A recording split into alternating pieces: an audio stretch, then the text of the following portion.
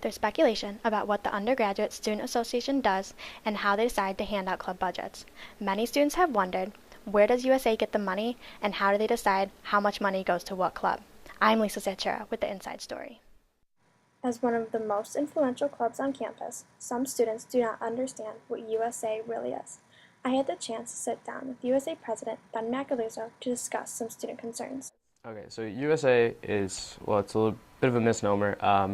It's actually every undergraduate student. So if you take full-time classes or even part-time, you are in the USA. Now, the Senate is what I'm the president of, and that's the governing body for the USA. Each semester, a tuition bill is received stating how much the semester will cost.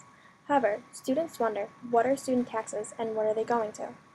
It's $150 per semester, so $300 per year times 2,900 students. That comes out to about, I think we started with 850,000 this year, maybe a little bit more. And then what happens is there are direct allocations, that there are things we give money to every year right off the top. Students receive free planners and Metro passes at the beginning of each year. This is also where each club receives their budget.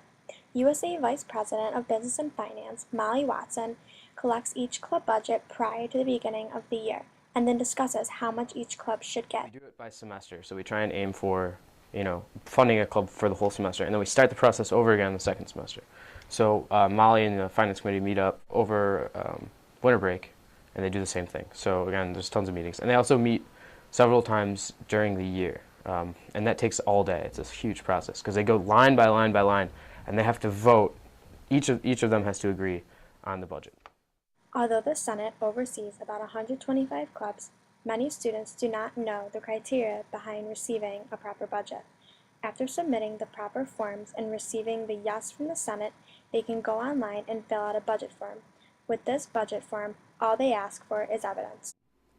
If you say, hey, we want to go to the zoo, date to be determined, and zoo tickets, $10 times 50, and it's like, refreshments, $10, something like that. We don't want to see like rounded numbers. We want to see, oh, here's a printout of the zoo website that says tickets are $15.99, and here's the receipt, or the email conversation we had with the bus driver who, says he can take us for this amount of money. So if it's straightforward like that, we look at the total cost of the budget and we say, okay, so how much money is it compared to how many students is it affecting?